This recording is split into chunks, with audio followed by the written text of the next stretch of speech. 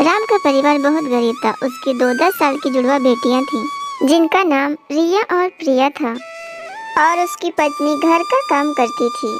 और राम मेहनत मजदूरी करके अपना घर चला रहा था और अपनी दोनों बेटियों को पढ़ा भी रहा था। और एक दिन अरे राम, इन लड़कियों पर इतना खर्चा करने की बजाय एक बेटा होता है तो अच्छा रहता। कम से कम बुढ़ापे का सहारा तो बनता। अरे मेरी मानो तो मत पढ़ाओ इन बेटियों को, तुम्हारा खर्चा भी बचेगा। मेरे ही मुंह पे तुम मेरी ही बेटियों की बुराई कर रहे हो। तुम्हारा तो लड़का है ना, देखता हूँ बड़ा होकर तुम्हारा कितना नाम रोशन करता है। राम, तुम कुछ ज्यादा नहीं बोलने लगे हो आजकल। भाई वो तो वक्त बताएगा। और राम अपनी दोनों बेटियों को लेकर स्कूल छोड़ने चला जाता है और रास्ते में कहता है, मेरी बेटी, तुम दोनों किसी की भी बातों को दिल पे मत लेना। ओ मेरे प्यारे पापा, आप फिक्र मत करिए, हमें किसी की भी बातों का बुरा नहीं लगता है। हाँ पापा, हमें तो लोगों की बात सुना ही नहीं देती है। जब लोग बोलते हैं तो हम लोग बहरी बन जाती हैं। और राम अपने दोनों बेटियों को स्कूल छोड़ के काम पे चला जाता है। और दिन भर मेहनत मजदूरी करने के बाद शाम को जब राम घर आता है तो देखता है कि उसकी दोनों बेटियां मोमबत्ती की रोशनी से पढ़ाई करने में लगी हुई थीं। प्रिया, रिया, तुम दोनों इतनी रात को भी पढ़ाई कर रही हो। तुम दोनों की मेहनत देख के सच में मुझे बहुत अच्छा लग रहा है। हम दोनों बहुत किस्मत वाले हैं जी, जो हमें ऐसी बेटियां मिली हैं। हमारे साथ साथ इस गांव का भी नाम रोशन करेंगी। ये प्रधान जी के घर गांव वाले क्यों इकट्ठा हुए हैं? जाके देखना पड़ेगा लगता है। अरे गांव में लाइट आने से खतरा हो सकता है। यहाँ पर सबके मकान कच्चे हैं और छपरा डाल के सब रहते हैं। एक भी चिंगारी लग गई ना तो पूरा गांव जल जाएगा। हाँ, बता देता हूँ प्रधान जी, अगर सभी लोग ऐसा सोचते ना तो पूरे देश में आज लाइट नहीं होती। हाँ, तुम लोगों को क्या लगता है कि मैंने कोशिश नहीं की है? जब सरकारें सुनने को नहीं तैयार, इसमें मैं क्या करूँ? मैं प्रधान हूँ, प्रधानमंत्री नहीं हूँ। और इतना बोलकर प्रधान अपने घर के अंदर चला गया और गांव वाले आपस में बहस करते रहे। अरे राजू, तुम फालतू में क्यों प्रधान से बहस करते हो? अरे राम भैया, ये अपने गांव का प्रधान न किसी और को प्रधान के पद पे खड़े होने देता है और न खुद गांव में लाइट आने दे रहा है। अरे वो लोग बड़े लोग हैं, उनसे हम लोग बहस नहीं कर सकते हैं। अगर प्रधान के खिलाफ कोई जाने की कोशिश करता है तो गांव से गायब हो जाता है। तुझे पता है ना सब। और दिन ऐसे ही बीतते गए। गांव में न कोई लाइट थी, न कोई सुविधा थी। या तो लोग मेहनत मजदूरी करते या फिर कुछ लोग बाहर शहर कमाने चले जाते थे। और दिन ऐसे ही गुजरते रहे। एक हफ्ते बाद प्रधान ने सभी गांव वालों को अपने घर बुलाया। अरे वो गांव वालों, पिछले एक सप्ताह से मैं गायब था। तुम लोगों को पता है मैं कहाँ गया था? आप हमें बताकर ही नहीं गए थे तो हमें कैसे पता चलेगा कि आप कहाँ गए थे? मैं दिल्ली गया था। वहाँ पर मैं संसद भवन के सामने एक हफ्ते तक भूखा धरना देता रहा। मैंने उन लोगों से जिद कर ली कि जब तक मेरे गांव में लाइट नहीं आ जाएगी तब तक मैं भूखे पेट यहाँ पर धरना देता रहूंगा और यहीं पर भूखे मर जाऊंगा। गांव वाले प्रधान की इस बात से बहुत खुश हुए, लेकिन राम की दोनों बेटियां हंसने लगी। तुम लोग क्यों हंस रही हो? मैं कोई मजाक कर रहा हूँ क्या यहाँ पे? राम, समझा दो अपनी बेटियों को। खैर, सरकार मेरी बात मान गई है, इसीलिए मैं वापस आ गया हूँ।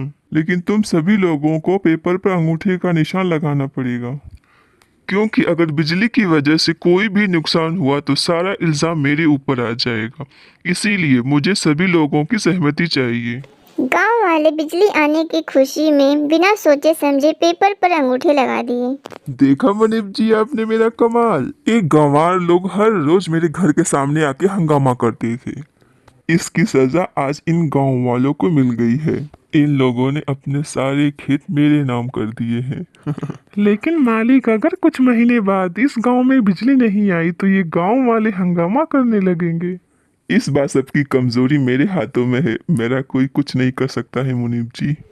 ऐसे ही दिन बीतते जा रहे थे। रिया और प्रिया अब बड़ी हो गई थीं। सुनिए जी, गांव के सभी लड़के आवारा घूमते हैं, जबकि हमारी बेटियां पढ़ाई भी करती हैं और दूसरी लड़कियों को पढ़ा भी रही हैं। और तो और पैसों से हमारी मदद भी कर रही हैं हमारी बेटियां। तुमने बिल्कुल सही कहा सुमन, ये हमारी बेटियां नहीं बेटे हैं। पापा, कुछ सालों बाद आपको कोई काम करने की जरूरत नहीं पड़ेगी। इस गांव का प्रधान गांव वालों के साथ बहुत बड़ा धोखा किया था। 15 साल बीत गए हैं, लेकिन गांव में लाइट आज तक नहीं आई। उल्टा सभी की जमीन प्रधान के नाम हो गई है। यहाँ तक कि इसने हमारी जमीन, हमारा घर तक अपने नाम कर लिया है और हम लोग चाह कर भी कुछ नहीं कर सकते हैं इसके खिलाफ। पापा, आप सिर्फ 2 साल का वक्त हमें दे दीजिए। इस प्रधान को मैंने भी भीख न मंगवा दी ना तो हमारा नाम भी जुड़वा सिस्टर नहीं। अरे मेरी बच्चियों, जैसा चल रहा है वैसे चलने दो, गुस्से में तुम लोग कुछ करना मत। ओ मेरे प्यारे पापा, आप डरिए मत, हम लोग कुछ ऐसा वैसा नहीं करेंगे। प्रिया और रिया यूपीएससी की तैयारी कर रही थी और 1 साल बाद उनके एग्जाम का दिन आ गया। पापा, हमें एग्जाम देने के लिए शहर जाना होगा। तुम दोनों ने दिन रात मेहनत की है एग्जाम के लिए। मैं तुम दोनों को खुद लेके चलूंगा मेरी बच्चियों। राम अपनी बेटियों को लेकर शहर चला गया। उन दोनों ने एग्जाम दिया और कुछ महीने बाद ही रिजल्ट आ गया, जिसमें प्रिया और रिया ने टॉप किया। 2 साल के अंदर ही दोनों आईपीएस ऑफिसर बन गई। अब उनका एक मकसद था, सभी गांव वालों को उनकी जमीन वापस दिलाना, क्योंकि अगर लीगली देखा जाए तो जमीन सारी प्रधान के नाम थी। वो लोग जबरदस्ती तो कुछ कर नहीं सकती थी, इसीलिए दोनों बहनों ने प्लान बनाया। प्रिया, तुझे याद है हमारा एक दोस्त है राकेश? वो बहुत बड़े बिजनेसमैन का बेटा है, लेकिन राकेश जी चाहते हैं अब एक और फैक्ट्री बनाना। उनके पिता की बहुत सारी फैक्ट्रीज भी हैं। तो मैं चाहती हूँ कि इस गांव में ही फैक्ट्री बने, ताकि इस गांव वालों को कमाने के लिए बाहर शहर ना जाना पड़े। हाँ, तो राकेश जी को यहीं बुला लेते हैं। और अगले दिन, प्रधान जी, ये है राकेश जी। आपने ओबराय बिल्डर नाम तो सुना ही होगा, ये उनके बेटे हैं। अरे वाह वाह, हमारी तो किस्मत ही खुल गई कि आप हमारे यहाँ आए। मुनीब जी, इनके लिए चाय नाश्ता लाइए।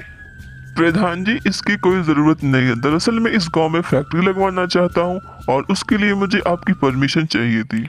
हाँ हाँ हाँ, बिल्कुल बिल्कुल, मेरी तरफ से पूरी परमिशन है। तो फिर इन पेपर्स पर साइन कर दीजिए।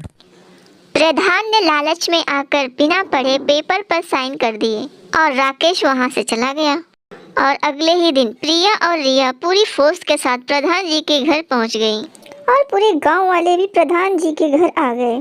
प्रधान जी, ये घर खाली कर दीजिए, क्योंकि आपका घर और आपकी सारी जमीन मेरे पिता राम जी के नाम हो गई है। ये देखिए, आपने खुद साइन किए हैं।